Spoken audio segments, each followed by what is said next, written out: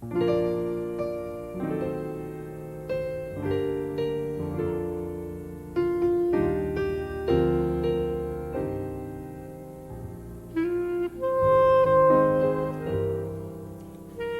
is the town that has no history. The Fairfield County town of Wilton, Connecticut, situated at a southwest corner of the state, has supplied few entries in the records of colony, state, or nation. No battles were fought here, no presidents were born here, or even died, or perhaps have slept here. No senators, Supreme Court justices, college presidents, or public enemies claim Wilton as their home.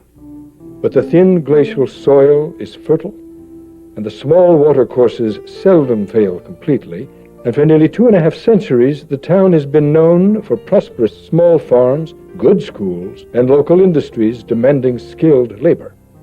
It is served by a railroad whose winding right-of-way is too narrow for double tracking, a federal highway not susceptible to widening except at vast expense. It has no site for large industrial plants. It is near but not on the coast. And though on a small-scale map it seems to be part of the great eastern seaboard metropolis, the larger-scale charts show that it is a part of the zone of undisturbed living that uneasily borders the coastal cities. Stoll Rounds, Wilton Historical Society, 1958.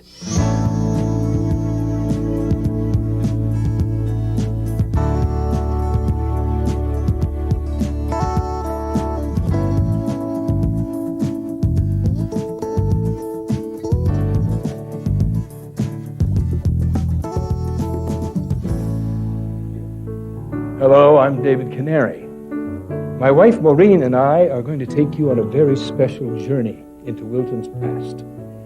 An awful lot has happened in this town since it was born in 1802. Dirt roads were paved over, horses gave way to cars, small farms and orchards were replaced by houses, and the one-room schools certainly have grown, and Wilton Center is now a bustling New England village.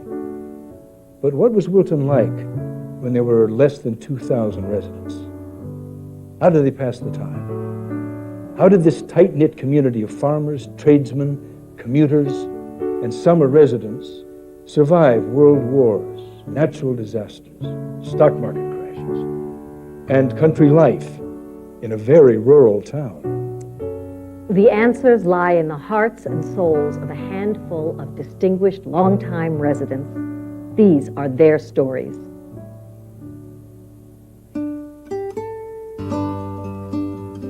"200 years ago, the citizens of Wilton Parish within the town of Norwalk applied for and were granted the right to be incorporated into a town and made a body politic by the name of Wilton." In 1726, when they decided to have a church in Wilton, they got to be Wilton Parish of Norwalk. At that time, they formed this Wilton Congregational Society, and who ran the church. They had right of taxation. They built the bridges and ran the schools and ran the whole town until 1802, I guess.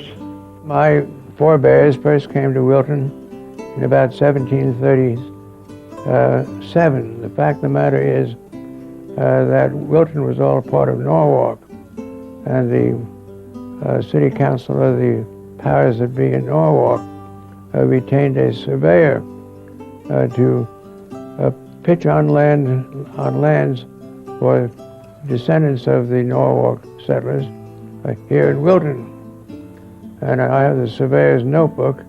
In 38, he pitched on land for Jock and Gregory. And this is the property that has been in the family since that particular time. The original house actually was a few rods north of here. But my grandfather, Matthew Gregory, built this house in 1740.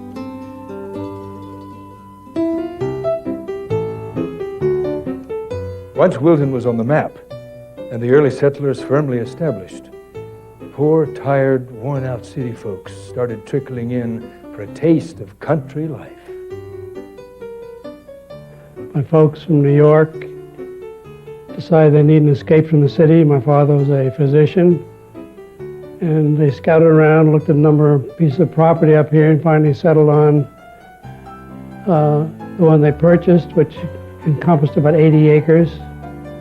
It was rather expensive at the time. It was $8,000. My father really couldn't quite afford it, so he asked them if they could just, buy the house and the barns. They said they're just throwing in the land anyhow, so that's the way it was. I was born on Ridgefield Road in Wilton, in the house where I still live. My grandfather came to Wilton, I believe from Darien in 1897, and with his family. And then I think he leased the house for a while, and then I think they bought it in 1901 or 1902. My grandfather, Solon Borglum, came to Wilton in 1906. He was living in New York, and he wanted to find a place out in the country. And he came up the hill on a horse and carriage. I remember my mother told us that they got out of the carriage because the hill is so steep over the bridge. And they came up the hill and they saw this beautiful, big barn with a little tiny farmhouse. And it was absolutely ideal for them. It had 45 acres. And they went back and signed the papers right then and there in 1906. My grandfather came, he was the largest trucker and rigger in New York City at that time. And finally he wanted to get out of business. He wanted to come and start a farm and buy some land.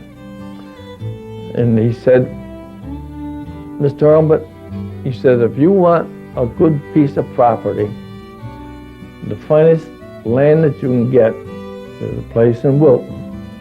And he bought 42 acres land for $4,200. 2 years later, he bought this section here where our home is now. There was 20 acres here. He bought this 20 acres for $1,700. My family came to Wilton in 1919, and they moved here from New York City. And they lived in the house across the street from where I live now. They said that they didn't like New York City anymore, and they wanted to live in the country. My family first moved to Wilton in 1919, and I really think that my father was looking for farmland because his mother owned a large 200-acre farm in Lebanon, and he always wanted to be a farmer. So I think he was looking for farmland, and he found the property right next to the orchards on Pond Road.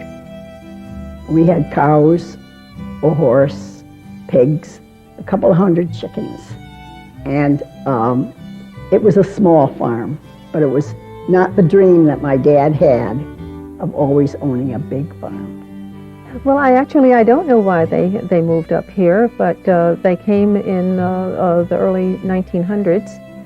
They settled over on Old Kings Highway in Wilton, and that's where I still live. Many of the pieces have been sold off, of course, but what we live in is what they used to use as the barn, with the horse and the cow and the chickens. So it's still interesting, and I can look down on my grandparents' old house, and I can look over as I drive in my driveway, look at my parents' home.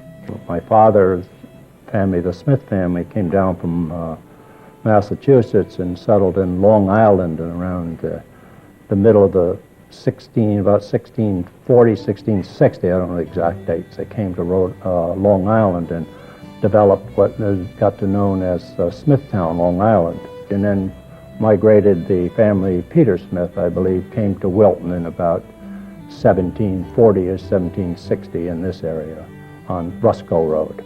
And that was the start of the Smith family in Wilton. My grandparents first came to Wilton, I think about 1915 maybe. They had quite a few artistic friends who lived in Wilton. Mother would bring us up to visit her mother, Granny Chapin, for the month of July because she thought that was a better month than August for here.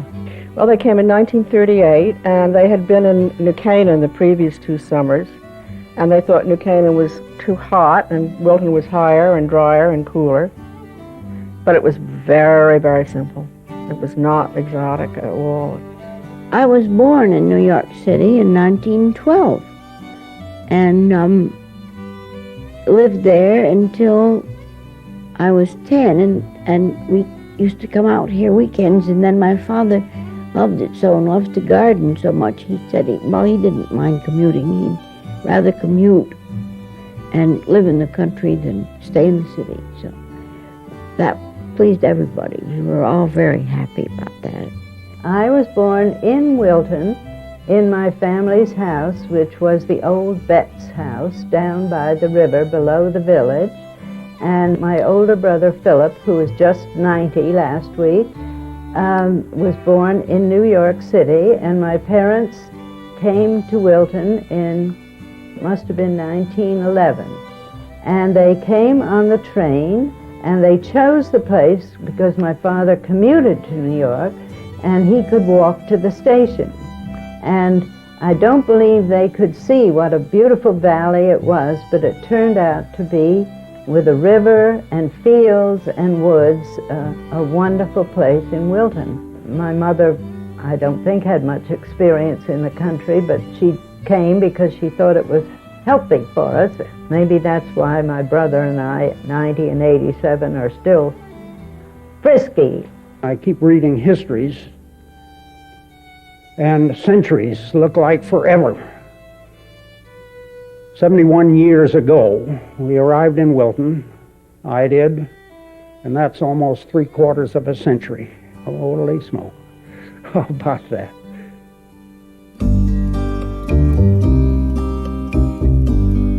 Living in early Wilton was a rural affair. The pioneer spirit was very much alive as new citizens gentrified the landscape by moving into older homes and building new ones. Creature comforts were hard to come by, and at the turn of the century, the population of Wilton was a modest 1,600. We lived on a sharp hill for a couple of years, and while we were living there, my father was building our home on Pond Road. Because our home was going to be built on a hill, he built the top of the house up on the hill first. Then he built the lower part down on the lower part of the hill, and with large iron pipes, and I'm sure he used his team to pull the top of the house over onto the bottom of the house, and then he sealed it, and we had a 9-room home.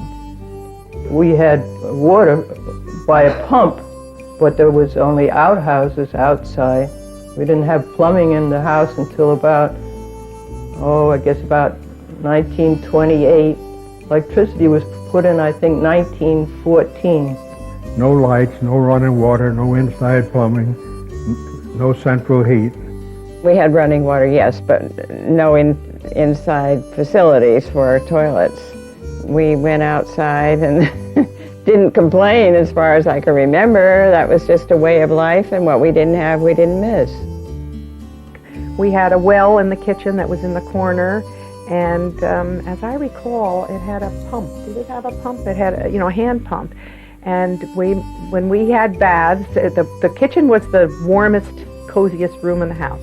The barn was essentially an abandoned barn, which Dad turned into a studio, putting in great glass doors, actually, 12 feet high in the north there. Pond Road was dirt. I have lived my whole life, in fact, on this street, either in one house or another. This house, which we built, Bob and I and my brothers. Bob designed the house and did much of the day-to-day work. We all pitched in and built houses for each other. But it wasn't the lack of running water and electricity that took a toll on early Wiltonians.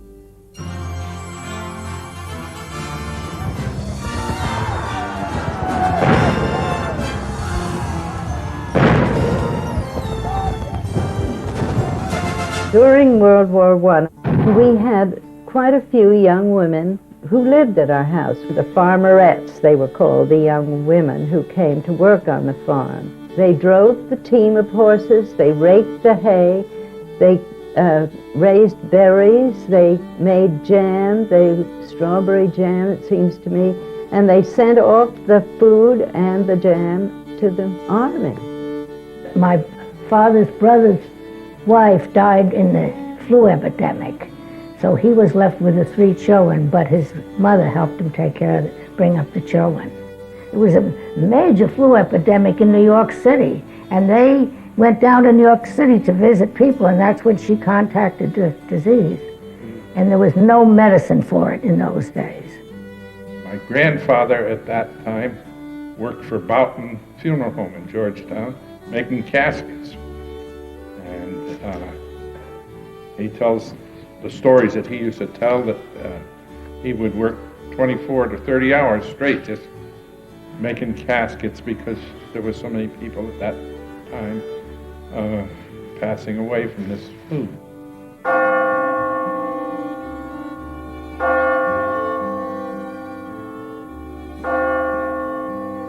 I was in bed, and in the evening, I remember the church bells ringing, and I remember my mother crying because the church bells rang, and I didn't understand why. And the war, she said, the war's over. Those are my memories.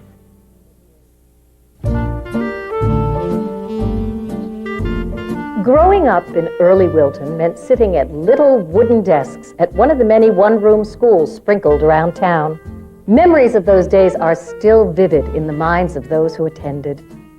I went to first grade down at Kent School, which was just below where I lived on the corner of Wolf Pit and Route 7 on the Danbury Road. I just loved it. When it came time to wash our hands for lunch or whatever, we'd go out to the little brook and wash our hands at the brook. And if you were very good, you got hold of soap or the paper towels. We had little outhouses in the back. During that time, Center School was being built, and the one-room schools were being consolidated. And my father built Center School, and it was a 4-room school. He and his brother, Charles Meyer, built it. I always wanted to teach there, but I was never that lucky. I went to school, the Hurlbut Street schoolhouse, one-room schoolhouse. It was all dirt road. I'd leave in the morning and walk to school. Regardless of whether it rained, how much snow we had, or how cold it was, it made no difference. We did not lose school time. I can remember the art and the music that we had, the nature studies and the trips we used to take to the ponds. And then in the winter time, we used to take our skates and skate to school, across the pond, and carry our skates with us. We really had wonderful days. Those days, school wasn't boring at all. The Hurlbut Street School was so nice. I guess part of the reason I loved it so much was because of Miss Post. She made everything interesting as far as I was concerned. My first grade in school was down at Kent, and I went on a bus that belonged to Mr. Disbrow. My second grade, I went to the old town hall. Of course, when there was a election or some meeting that the town had to have, we had a day off. And our playground was the churchyard. I started at the new center school before it had its addition. It was the original square building. It had the entrance on both ends and an entrance up the front. We went to school here at Center School, right in the center of town. I was the first class that required 2 first grades, and that was in 1940. And that school went to 6th grade at that time.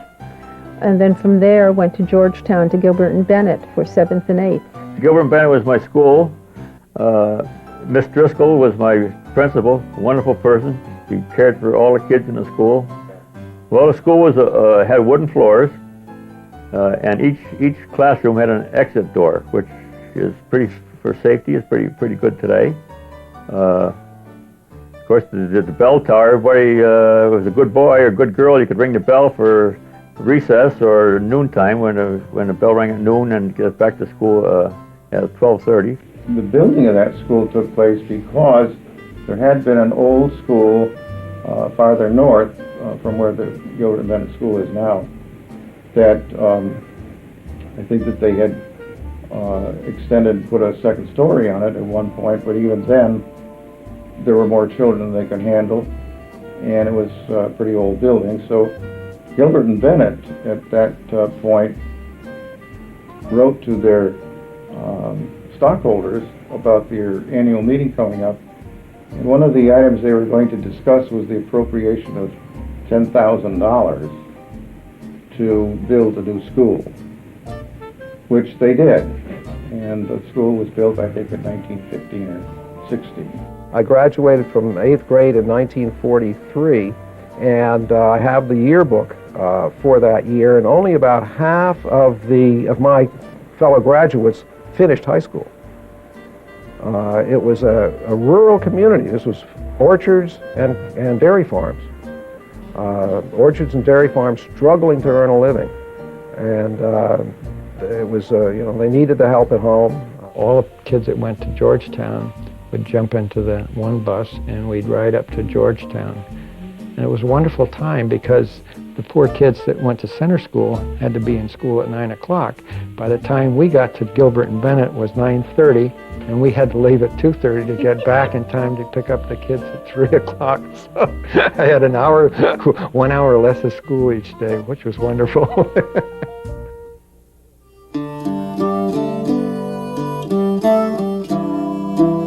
Farming in Wilton was a way of life. Just about everybody had their household garden. In fact, in 1920, farming was the #1 industry in town. My father was a farmer, and we had cows, horses, pigs, chickens. We had a big vegetable garden. I remember my father, he was going to teach me to milk a cow, and I said, no, I didn't want a steady job. So Dad decided to go in the chicken business and raise eggs. So he found this place in Wilton, which had 16 acres. 8 of it was just scrub land, but there were about 100 apple trees planted about 1917, and we built chicken houses and bought chickens and a couple thousand baby chicks off and on. He developed an egg route, peddled the eggs in Norwalk, peddled the apples in Norwalk. I did raise chickens on Pond Road, and they were ultimately moved to Hurlbut Street. A chicken house was built up on the hill behind the house. Had a brooder stove. It was winter. Something happened to it, and I ended up with black baby chicks. The thing smoked and dyed them all black. We had a smokehouse in back of by the chicken houses, and Dad made his own sausage. He smoked his own hams and bacon, and that was another job of ours. We had a lot of jobs. We had chickens, of course, and it was always, when I got older, it was my job to clean the chicken coop, and how I hated that job. I can still smell it in my nostrils today.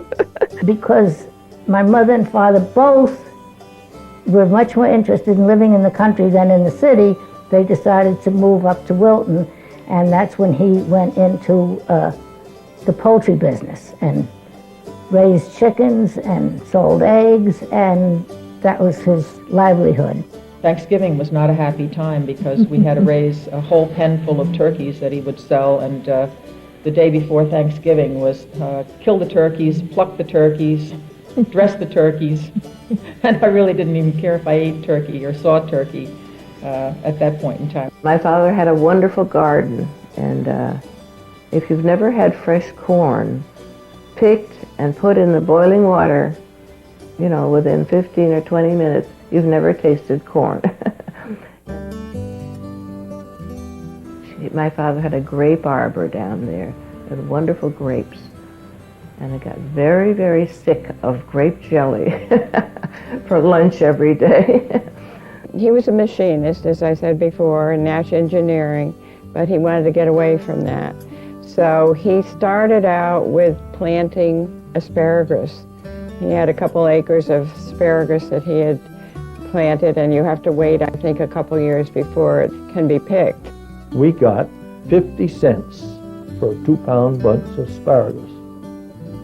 What is now Schenck Island was a very big hay field, 2 big fields, and then we would ride back on the hay, load over the bridge and into the barn, which was in back. We were really asked to help unload, and it was hot and it was sticky, and I can remember the smell, and that was what the cows would eat all winter, the silage and the hay.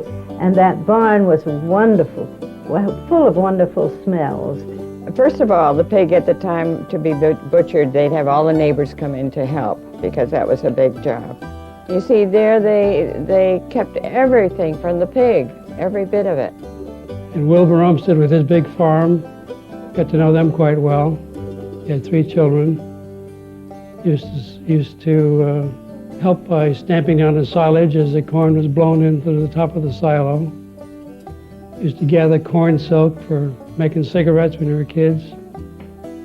Best corn silk on the hill. The farm originally, counting the woodland, all was around 64 acres. We had 56 acres in fruit. We had 3,000 peach trees. But before the peach trees were big enough to produce, the main crop was cantaloupe or muskmelon. And one year, all in back of the old homestead here on Liberty Street was all cantaloupe. And that one year, they raised 60,000 cantaloupe. The apples we raised usually on the average of 18 to 24,000 bushels a year. Well, growing up on the farm, it was a very family-oriented life. Of course, I look back at it with great nostalgia now that I'm at the age where I am.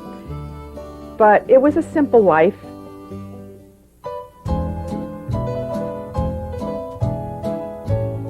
Looking back at early Wilton, a teenager today might say there wasn't anything to do. But those who lived here then swear there was never a dull moment. All you really needed was some pocket change, a pair of dancing shoes, and a few friends. In the old days, they had what they call Miller's Hall. It was down past the south of the old railroad station. And years ago, we used to go there to movies. There were silent movies, and Mr. Fox ran the movies, and his daughter Mary played the piano, like you see in the old movie theaters. And then Saturday nights, they had dances there. This was a great dancing community. This is a community that used to enjoy square dancing. There was a lot of dancing, and there were a lot of community dances that were held here. American Legion, various clubs and organizations, they would hold sing-alongs, and the fire department was famous for their minstrels. The Erskines had a studio barn, and every Saturday during the summers, we'd all go up there, get up there, and they had a Victrola and play records. We danced. It was really delightful. Well, of course, the congregation of the church, we were involved in that. And as kids, when we'd go there in the summertime, once a year they'd have a picnic for the children. There was an old golf course on the Merwin property, about where Merwin's Lane is now. That was only a 5-hole golf course. Granny had a car, a Buick, that stayed in the garage, which was across the dirt road. And a big expedition, would Granny say, let's have an Eskimo pie. So we'd call up John Disbrow, who drove the car for Granny whenever she wanted. John would come and drive us down to Orham's Diner, and we'd Granny would send him in, he'd get Eskimo pies. Remember Eskimo pies? Without a stick, they were just chocolate-covered ice cream. Well, and they were delicious. And then we'd all sit in the car and eat it, and then John would drive us home again. That was a big expedition for the day. Old Mrs. Nichols told us stories and taught us to sew. And we made lots of doll clothes. And it was a wonderful family. But Adelaide was the older daughter, and she would get everybody together and put on a play every summer. We gave a play in her garden. We gave a couple of plays on our place, and everybody could be in it. You could be a frog in the garden or a butterfly. There was fishing, sledding, hiking, not too much in the way of organized formal sports. I think a recreation commission was unknown at that time. On Memorial Day, we went down to the foot of Sharp Hill, where there was a triangle, and the soldiers' monument was there, just before you went onto Route 7. And we would play hymns and songs and participate with our instruments there. When I was in the first grade, I was 5 years old, and we always had a parade, and we paraded up Church Street past the two churches out to Route 7, and we marched on Route 7 from there up to Branchville to the cemetery, where all the kids and a lot of people who were legionnaires and veterans were always there. 4th of July, you had up in Perry's field, you had a field day. Then we had ball games on Sunday down the Old Mill Park, and that was the highlight of our life. In the wintertime, my father and all the kids would dam up the brook that went through that field, and that was our skating rink. So we put our skates on in the house, ruin my mother's linoleum, clump across the road, ruin the skates, and skated. I think they put up a spotlight for us so we could see, and we'd have a bonfire, and that was our entertainment. I think the most important activities that the children did in our neighborhood were the games that we played on the pond, on Bennett's Pond. That was the winter vacation land and the winter playground for all of the children in this area. They loved to skate, and everybody in the neighborhood would come and skate. Well, my favorite activity was to go to whatever end of the pond the wind was coming from, and opening up my coat or bringing along a sheet, and I would be blown across the pond. Oh, it was great fun. There was a lot going on. In the winter, we used to ice skate and also slide downhill. I had a flexible flyer. I started up at the top of Sharp Hill Road and went all the way down almost to Route 7 without meeting a car. It was wonderful. I can remember playing marbles and wearing our fingernails right out, you know. But you were always busy doing something. The greatest fun we had, and neighbor kids with us, was when we would jump in the hay in the barn. Well, that was so much fun. I mean, that was part of our playing. I would ride on the back of a cow, and I remember that vividly because the backbone on a cow is like a razor blade. Mrs. Thompson had a riding school where the town hall is now. There was a ring, and we used to ride back there in the ring with her horses. Growing up in Wilton, we had horses, and we'd meet at the Shank Meadows, and the two of the children would be designated as the hares, and we would spend time shredding newspapers and putting them in a burlap bag and giving these two kids who were the hares the burlap bag and a 10-minute head start. And the rest of the kids would try to follow the trail, which had been left by leaving the paper. And like a fox, the hares could double back and lay a false trail. One Halloween, when we were out and about and raising our usual ruckus, we went down and we tipped over Miss Abbott's outhouse. She lived right on the corner. In fact, it was part of this property. And my poor grandfather had to come and write it for her the next day, and we never told. One of the great fun things that we used to do would have a parade for Halloween, and the Halloween parade would always start at Center School, and it would end up in the town hall and in the auditorium. And there were many activities here that I recall in the auditorium of the town hall. I think one of my favorite ones was after the Second World War. They had a full military ball here with all the veterans, everybody that was back. They all donned their uniforms again. It was just an awesome thing to see. It brings tears to your eyes when you think about it again, even at this late date. Well, in the summertime, Mr. Harry Beers came up from Norwalk, Norwalk Y, and gave us swimming lessons right below the bridge on Wolf Pit. My father dug out the riverbed, cleared it of a lot of broken glass and things that had been thrown down there, and built a dam so it would deepen. My father built a rack so you could hang on to it and learn how to kick. We loved that. I can remember one summer we went in swimming every single day, and the kids came from all over the town to swim. It was a swimming hole. It was fun. Summer was endless. Now it goes by when you blink. When I was about 5 years old, I was a real youngster, I took swimming lessons there, and Mother said, I think it was the only child there that was willing to swim across the river. And I can remember swimming with the instructor right next to me going across as I swam. That was a high point in my life. One of the great spots in Wilton was the Merwin Falls. And I even remember walking, of course, with Abby Rundle, Mrs. Fitch. They all took us on nature walks, and the great high climax of the walk would be the falls. And we were really terrified of the falls. I guess church was probably the biggest and strongest thing for young people. Most of the churches in town certainly had a lot of activities for young people.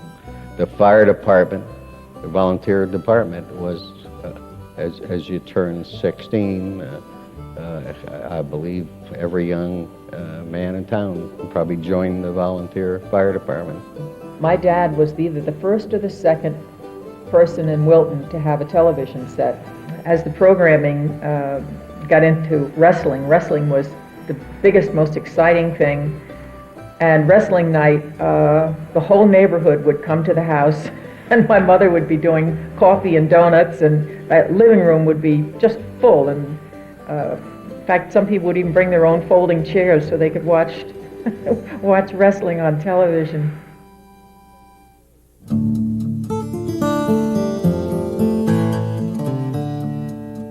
It's hard to imagine today life being interrupted or even entirely dictated by the weather. But some longtime locals remember the days when Mother Nature called the shots. I remember the 38 hurricane because it was on my birthday, September 21st, 1938. And I stood in our window home and watched a great big cherry tree on our lawn uproot and land on the lawn. And that's how a lot of the trees came down in that hurricane. We were just ready to harvest the fruit when that hurricane struck. The ground was covered with beautiful McIntosh apples. You could shovel them up with a shovel. What were we to do? Off of that 4 rows of trees, we picked up 1,500 bushels of McIntosh apples. It was heartbreaking.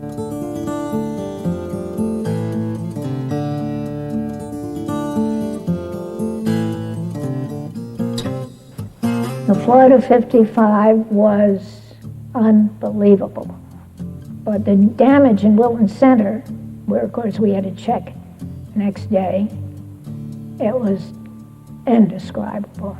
We got a boat and went out to get these people, and we got the people in the boat, and the boat capsized, and there we stayed all night hanging onto trees in the river. So next morning is when it got light, we could see two fellows on the other side over where the school is now, standing there, and one of them was Billy Getch and the other was Kenny Lawson, and they saved our lives.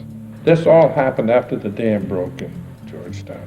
When the dam broke, it was all hell broke loose, you know, from 2 inches of water to 6 feet of water in seconds. There was about 7 feet of water on Main Street in Georgetown. Oh, yes, it was just terrible. I lived at 390 Danbury Road then. And when it started raining, at the beginning of that flood, as the water rose, it came up to the kitchen floor at our home. All of the bridges, of course, were out.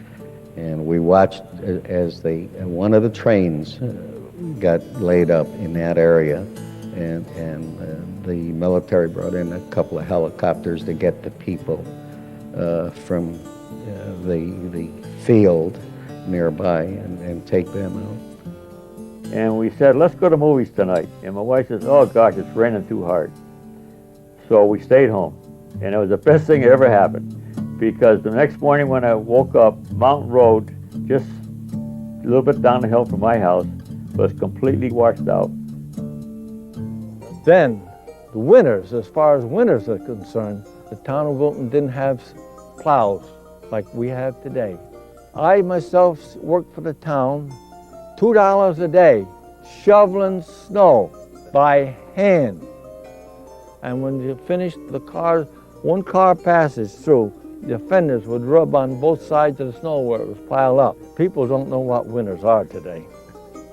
If we ever had snow today like we used to have when I was a kid growing up here, people would panic.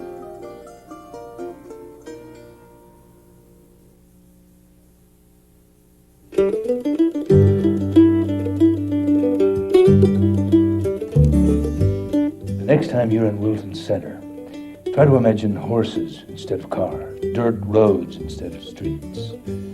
The local shops served as friendly meeting places where information and some gossip was exchanged. Actually, that hasn't changed much.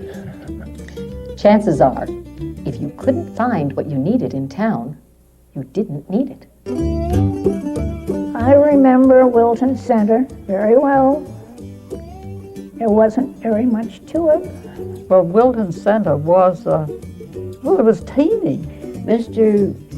Keeler had his store where King Real Estate is now.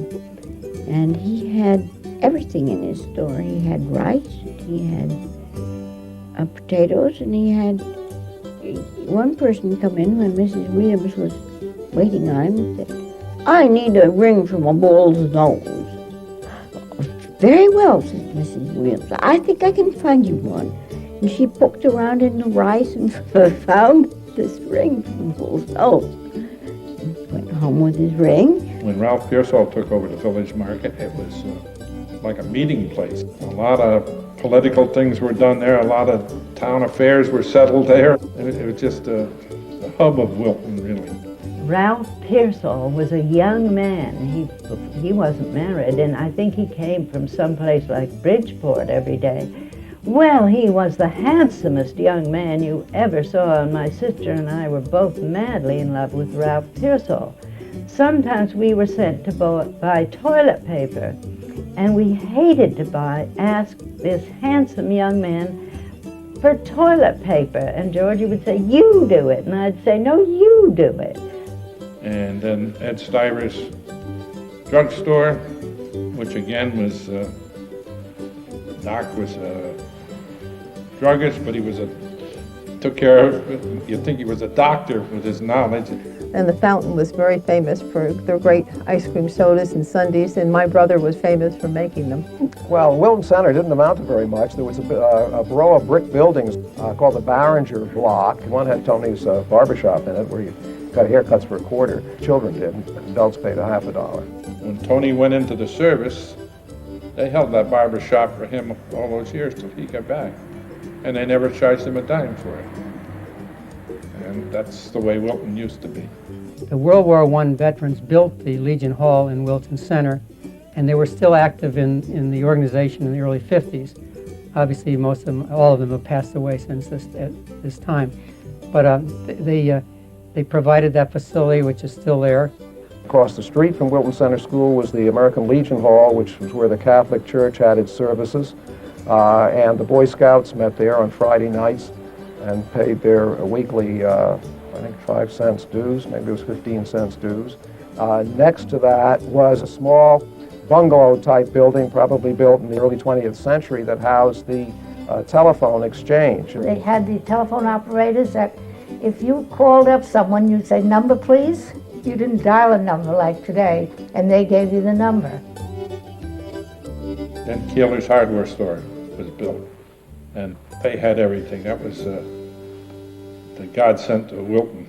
The most interesting place to be in Wilton Center was the library. I used to walk to the library because I loved getting books. I remember the old library. In fact, I had never gotten over its loss. Absolutely charming building, I think designed by E. Boyd Smith. And it was dedicated the night before I was born. And my mother was very annoyed because she couldn't go to the dedication because it was a very big event back in 1918 on the 4th of July. Oh, I remember the Wilton Library very well. When you walked in those 2 big doors, you were faced with this beautiful fireplace.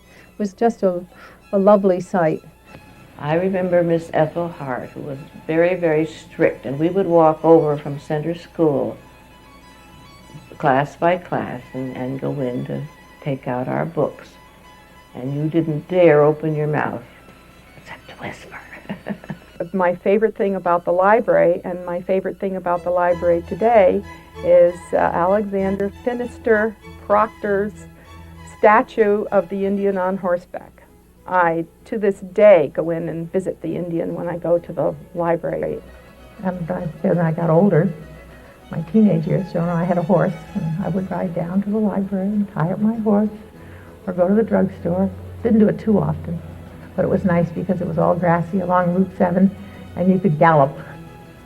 And on the northern side of that corner, of course, was this gas station that Jessie Lofink, who was a single lady, ran a gas station.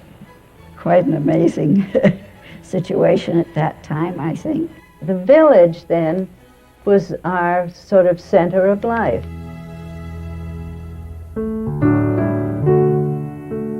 The names may be the same, but the roads in town are different.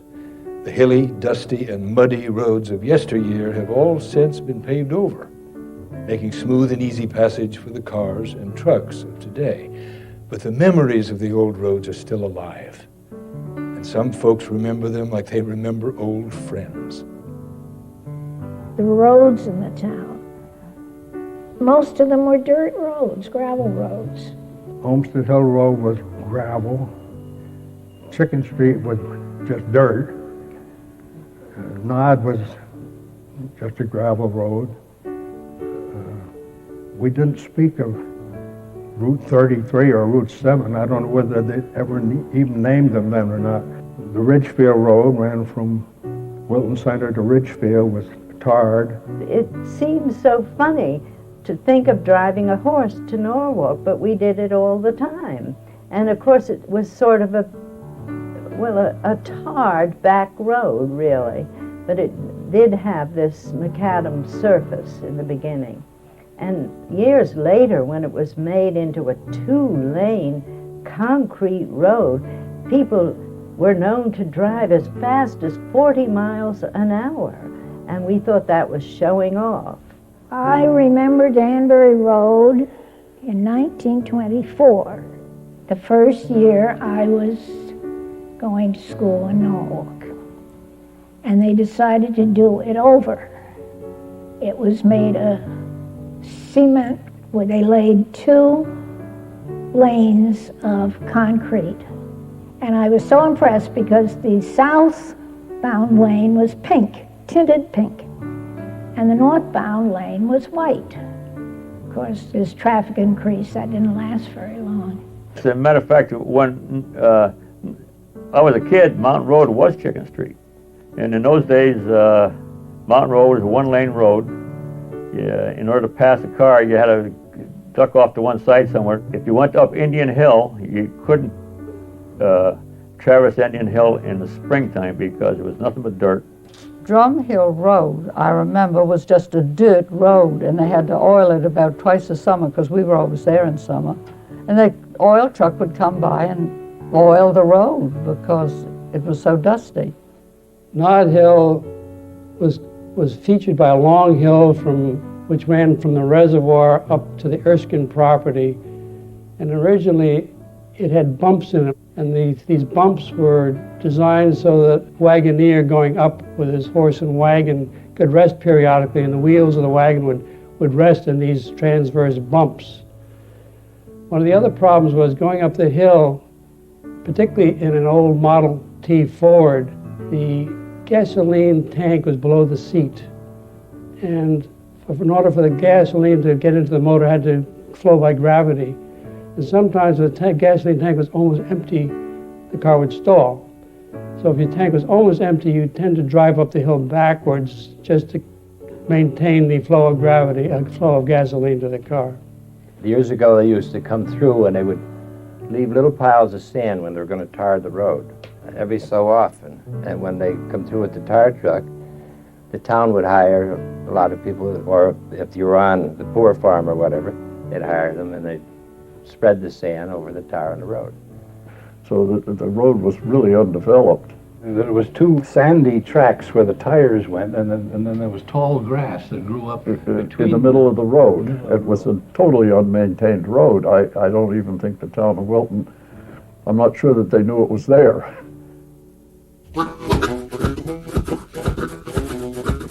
In the early part of the 20th century, driving a car to New York City was unthinkable. The rails were the only way to go. Well, of course, the Wilton station was on the west side of the track instead of the east side, and just an ordinary station, big potbelly stove in it. At the station was an old-fashioned sort of brownish yellow station. And we walked to the station and met Father at the train, and Mr. Hopkins was the station master, and he would often get the telegrams, and you only had a telegram if it was to do with hatch, match, or dispatch. Somebody was born, somebody was getting married, or somebody had died. But he never read the telegrams exactly as they were written.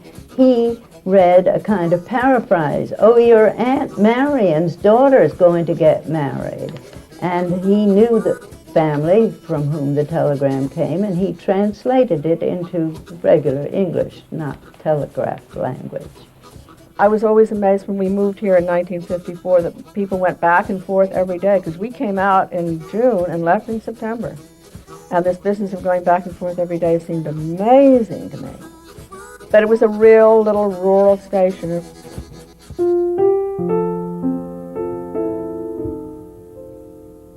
When the stock market crashed in 1929, it sent shockwaves from Wall Street to Wilton. Overnight, life changed dramatically. Wiltonians were facing hard times and got through them together. Well, the Depression, of course, was a total disaster for people, and my father was hit like everybody else, lost his job, lost his business, couldn't get work. You know, there was no unemployment compensation or anything of that kind in those days. They got a minimum wage minimum wage of 25 cents an hour, and he would go out and try to get daily work. During the Great Depression, life was very difficult in Wilton. That was the only time I can remember my father not having work. That everyone was affected, the carpenters, the masons. There was just no work for people, especially who had lost money. So I can remember my dad, which was so unusual, being home. And one day, people coming to the door with food for us. And my mother saying, "This is a miracle." We didn't know where our next meal was coming from. My memories of the Depression were that my father talked about it because he lost quite a bit of money in the stock market. He had been investing in the stock market. He didn't lose enough that it made a big difference in our life. But I remember him talking about it.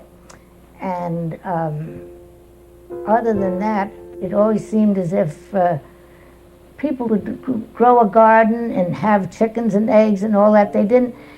Living in the country, I don't think people suffered from the Depression like people in the cities. During the Depression, my father refused to fire the men that were working for him. And he had, at one point, over 70 men. And he kept them on, he found work for them, and saw that they were paid, I don't know what, but he just couldn't bear to tell them, "You're out of work." So he didn't.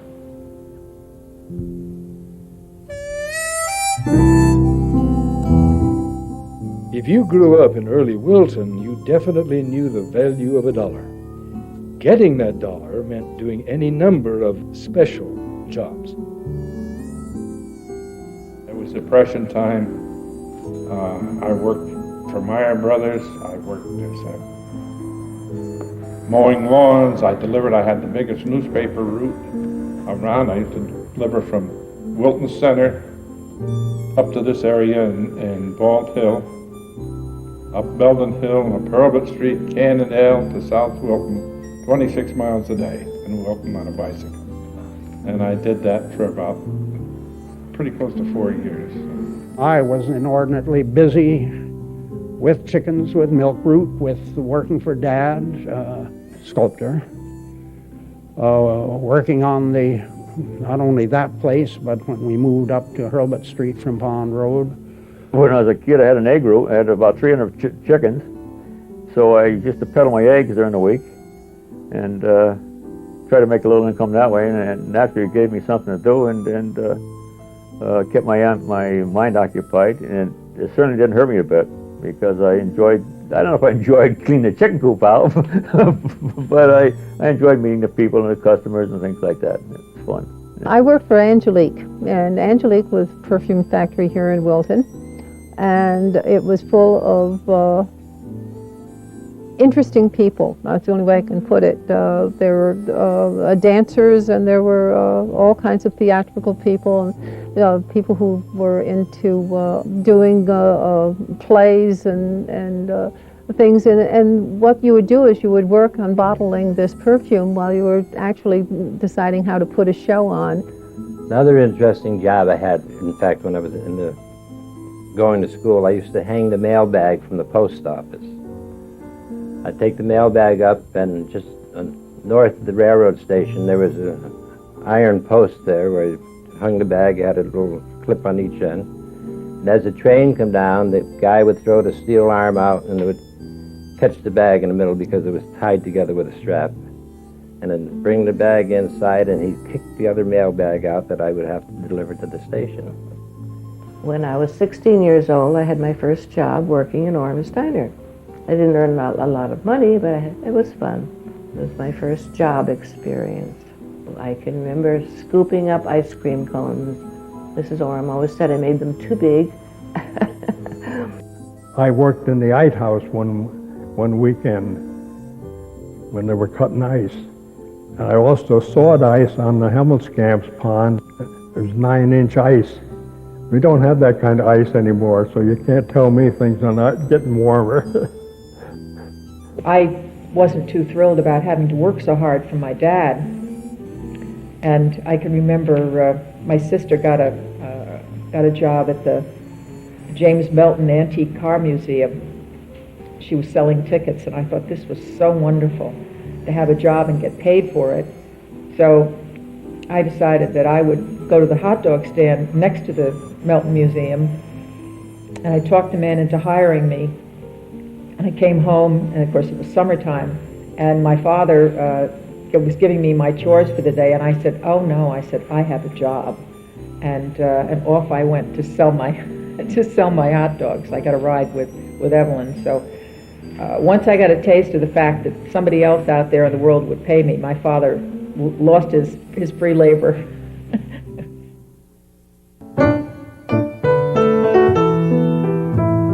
Wilton's very own Field of Dreams once stood right behind Orham's Diner, where Young's Nursery is today.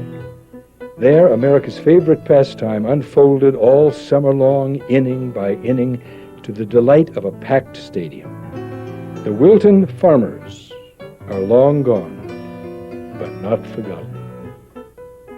Baseball was a big thing in Wilton at that time because Wilton had a team and Orham's had a field, and there were semi-pro teams coming into Wilton, and in fact I played for the Wilton Farmers for one season, and that was just before World War II. Orham's field had a big bleachers in there. That was a covered bleacher. They had a big scoreboard and a beautiful field. Baseball players at that time, it was a semi-pro team. Wilton paid the pitchers, and they came from other towns. But baseball in Wilton was a Sunday thing, and all the town fathers were there. The Wilton Athletic Club sponsored the Wilton Farmers, which was almost a semi-pro baseball team. They played teams from the surrounding towns. It was sponsored by the Wilton Athletic Club also. That was a group of men that met at the Legion Hall that promoted bowling, a bowling league, the baseball team, and quite a few other activities. Of course, in the 1930s, there was no television. If you wanted to see baseball, you had to see local baseball, and every town had its local baseball team. That was one of the things. Baseball, you have to keep in mind, was the national sport. But I would go down and watch the Wilton Farmers, and it was terrific. They played on Sunday afternoons, and if they hit a ball out of the field, you could rush, and with a whole gang of kids, 9 to 12-year-old kids, rush and try to get that baseball. Because if you got the baseball, you turn it in, they give you a nickel. And for a nickel, you could buy an ice cream cone, you could buy a Hershey bar, you could buy something. So I remember getting it once and getting my nickel and going off to Orham's Diner with about 6 kids following me. What are you going to buy? What are you going to buy? Hoping that they were going to get cut in on this business. But yeah, the Wilton Farmers was a central focus of the town for many, many people. There's one other thing I'd like to tell you about baseball. Years ago, this is during Prohibition, there were 2 baseball players that lived in Wilton that played Major League Baseball, and their last name was Brogan, Ted and Francis Brogan. One played for the Yankees and the other played for the Giants, and their mother lived on Horseshoe Road in Wilton, and the Brogans would come up and they'd have parties on Mondays. They didn't play professional baseball on Mondays, and Babe Ruth used to come up, and I caught with Babe Ruth. Babe Ruth gave me a baseball. We used it.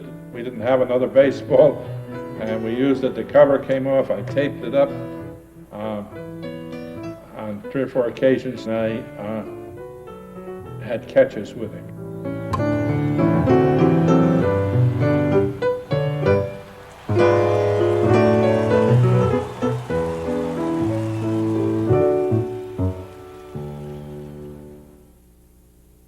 Yesterday, December 7th, 1941, a date which will live in infamy. The attack on Pearl Harbor was a turning point in world history. It was also a monumental moment for Wilton. Our men went off to war. The women took care of business, and life in town was forever changed. Just about everyone in town did their part to face uncertain times. A good majority of the fellows in our class after Pearl Harbor decided, we were going to win the war, and we were gung-ho, and so we joined the services, and I went into service then, and stayed in the service for 5.5 years. It was 1941, and that was when, I remember we had just bought the diner when that was the time they declared the war. And we wondered how it would affect our, the lease that we had signed. But it worked out okay. We were able to get meat through, ration stamps. They allowed a certain amount for the diner. And actually, a lot of people liked eating out because they would get extra meat that way than eating at home. So it really didn't hurt the business at all. When World War II came along, I was not drafted. I did not enlist. But I served on the ration board gasoline panel in Wilton, and also on the aircraft warning system that they set up. I was captain of the 3 a.m. to 6 a.m. shift at Chestnut Hill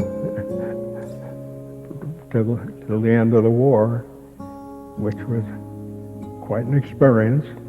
How useful it was, I never did know, but that's what we did.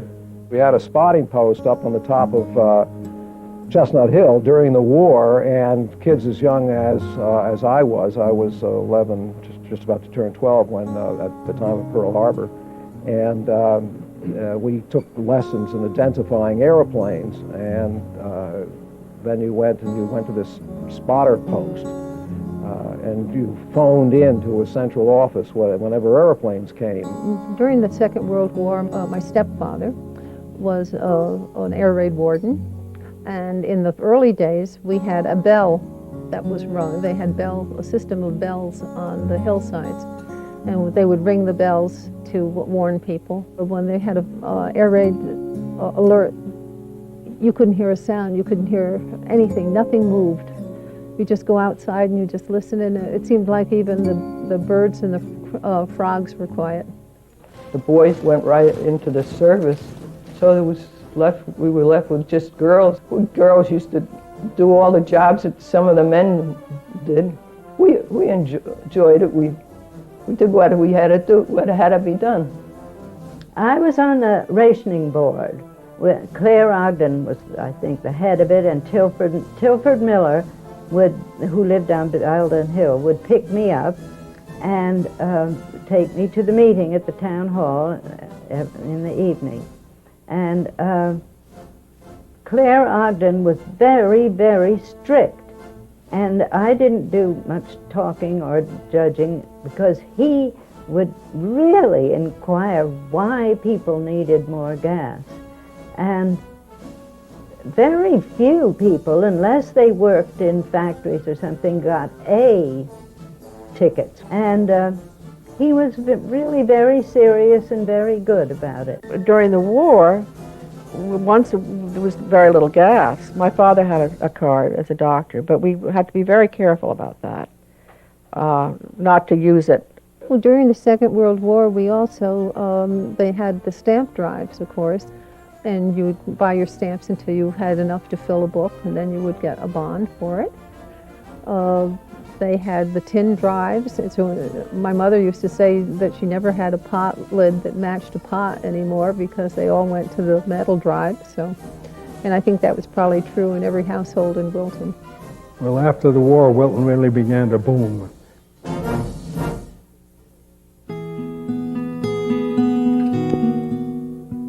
Wilton changes radically between, say, 1945 and 1955. It's just a tremendous change.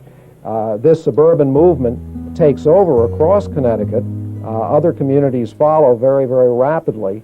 And today, of course, most Connecticut people live in the suburbs. Connecticut is a suburban community, a suburban state today. Things changed an awful lot after World War II. Businesses started to increase. People didn't work on farms anymore. You couldn't get labor anymore. So, consequence was harder and harder to harvest your crop. So, the main thing was the only salvation you had was your land. And finally, the farm had to be sold, and we only have 2 acres of land now with our home. There's 13 acres from Catalpa down to about where the tennis courts are today was for sale for $26,000 to a developer who was going to put houses in there. George McHenry came to he was active in the Kiwanis Club. He said, we really can't let this happen. We've got to get the town to buy that because they really need it for educational expansion. The town didn't rise to the occasion. It bought the 13 acres, and you can see what it is today. Well, the very first thing I did, was to join the Kiwanis Club in Wilton. And unfortunately, I opened my mouth too soon and was put on a committee, and the committee's responsibility was to find a swimming hole in Wilton. And we organized a Wilton Community Park Corporation, and we were able to buy 20 acres for $20,000 back in 1950, right after the flood of '55. And as you go back and you look at it today, you see the YMCA, the swimming pond. We had tried to buy Gus Merwin's property before we bought the property where the Y is today. And at that time, it was not for sale. Gus called me up and he said, I'm ready to sell the property. We bought the property, we paid him the mortgage for a few years, and as the community started to expand, we realized that we really needed a second facility in Wilton. So we challenged the town of Wilton, and we said, we'll sell you the property for the balance of the mortgage. This is all Merwin's Meadow, which is quite a large piece of property, for $65,000, which was the balance of the mortgage, if you will build another swimming facility within a year. That was the challenge. And they accepted it. They built the facility. So we now have in Wilton 2 swimming facilities. It still goes back to the early days of Kiwanis that both of those happened because of the dedication of the volunteers that we had at that time.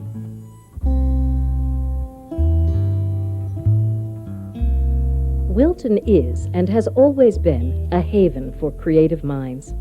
The town's landscapes have been immortalized by artists who chose Wilton as their home. The entire community supported these artists in residence with exhibits and shows, and artists became local celebrities. I remember the old town hall so well.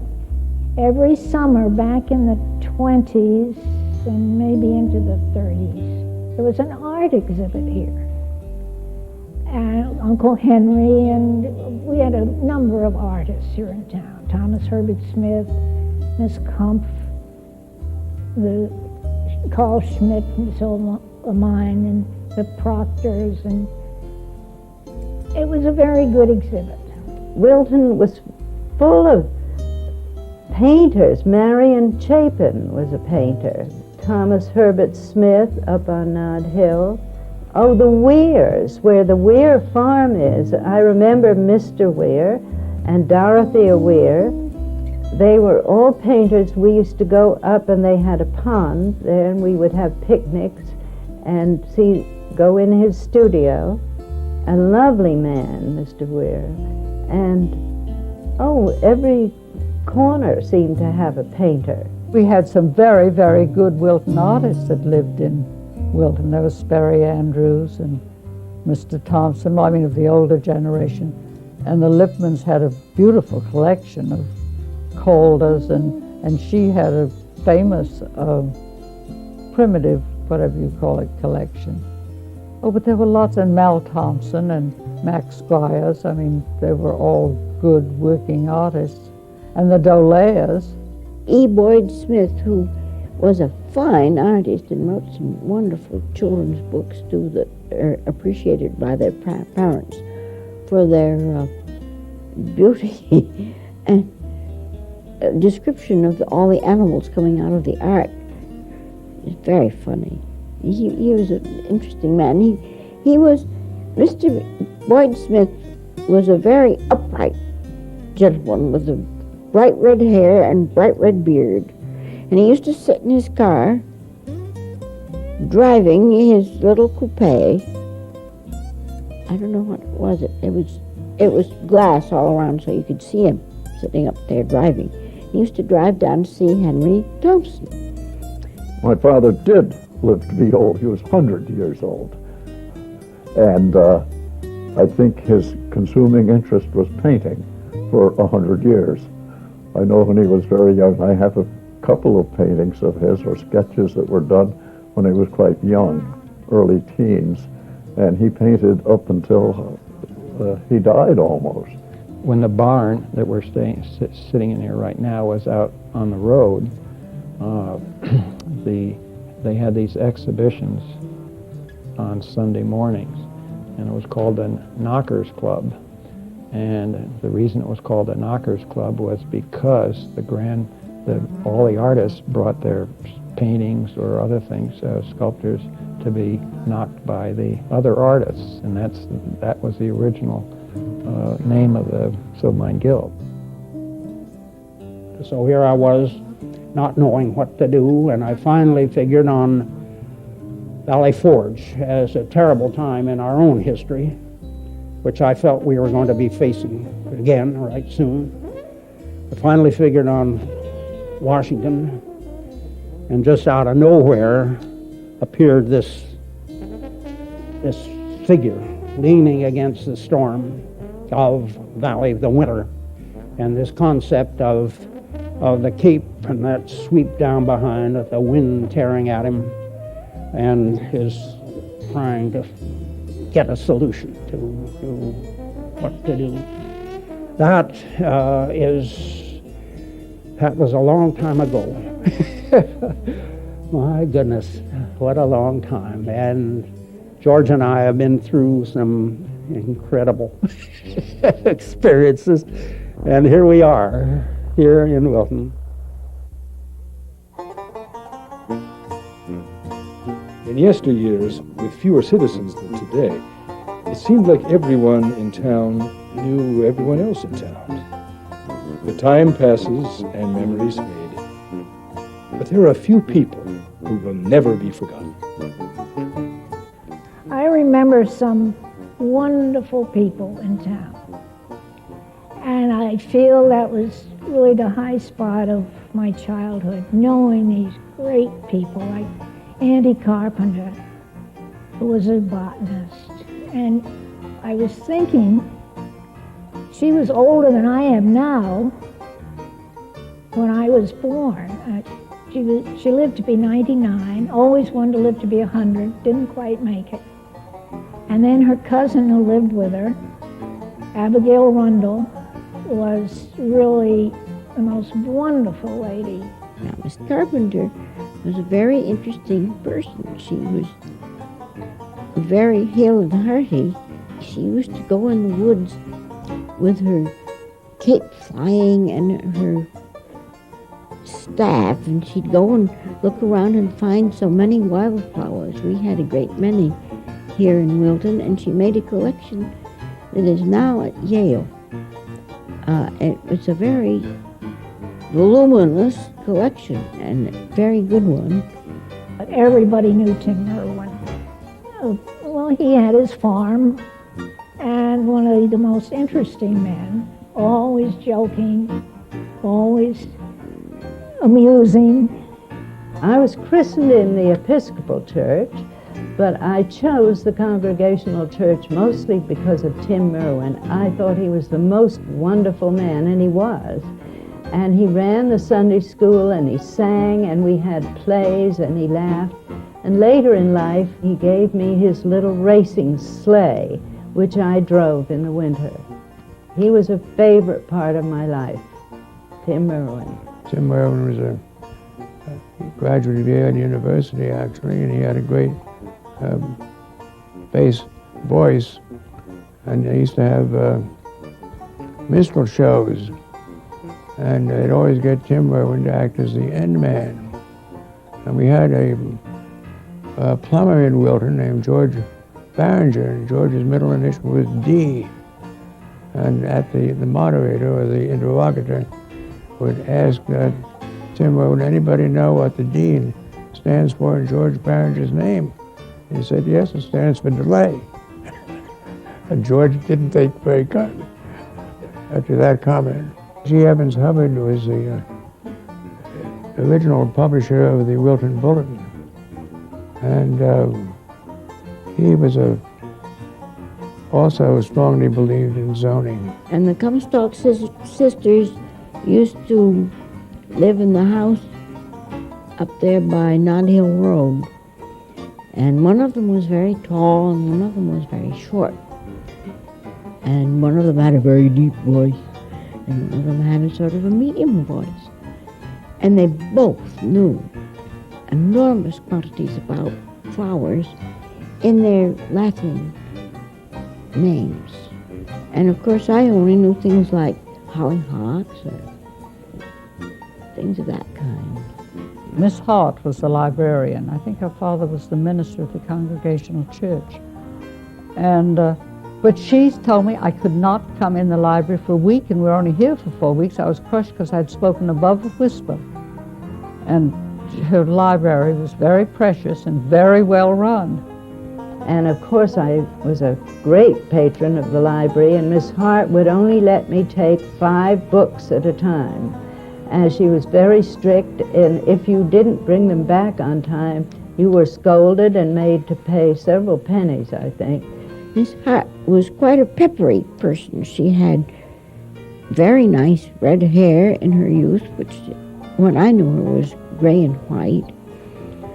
And she had a very sort of a tumultuous way of speech. She'd say, well now, this book isn't in now. It won't be in for another week or so. And then she'd shake her head.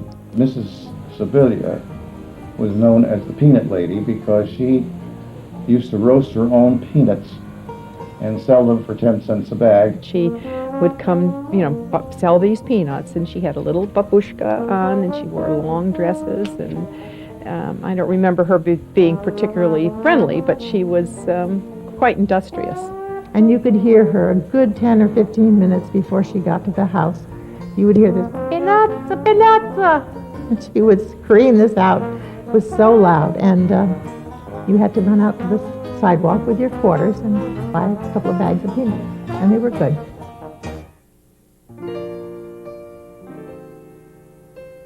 Well, I just want to say how lucky I was and how much I love Wilton still, and I love thinking and talking about it, and how lucky I was to know all the wonderful people I know. Wilton is a wonderful community. It's a caring community. We do take care of each other. I saw Wilton grow from a little community to what it is today. I say a big city, but people who live here think it's still the country. Wilton was very different from what it is now. It was not a suburb of anywhere. It was itself. It has turned suburban, is what you notice first. I mean, we used to call it country, you see, and it isn't country, and you probably wouldn't want it to remain country forever, but so it's gradually turning suburban now. I enjoyed growing up here in Wilton, and it's nice to look back and be able to recall many things about many people, and actually to see a lot of people in town that you knew when you were small. The town of Wilton is a wonderful town. It's changed. It's changed an awful lot. When you live in a community, the changes come slowly and you absorb them and you're not shocked. If you leave town, come back now, as I am 25 years later, you're terribly shocked because things have completely changed. Your memories are destroyed to some extent. And yet, I find that the people haven't changed. The friendliness of the people. And I still think it's a nice, friendly town. I don't know everybody in town now like I used to, but I like to talk to people in town. Well, I think there's a difference in Wilton now because of the people. There's so many more people, and unfortunately you just don't get a chance to know them all. When I was growing up, everyone knew everyone, and it was really a small town in every sense. Oh, Georgetown has changed so much. Georgetown has been moved away, truckload by truckload, for years and years. It isn't the same town I grew up in. It's changed so much, and the people have changed so much. Of course, that's progress. It's a different Wilton. It's I remember the old better than they do the new. It's a fine town for families. But I like the old days. Wilton is an extraordinary town, and it's been a beautiful thing for me and for my family. I'm very grateful for all the experience. But certainly when we were raising 4 children here, it provided wonderful facilities and lots of friendships and lots of connections. It would be a very hard place to leave. My memories of spending my life in Wilton have been excellent. I have enjoyed every minute. I enjoyed it as a child. I've enjoyed it growing up. And I just feel I've been very fortunate to live in Wilton. Well, it was a rural town then. Now they're trying hard to make a city out of it. So, but it's still the best place to live, and I hope to stay here till the end. So we'd like to wish all Wiltonians, past, present, and future, happy birthday.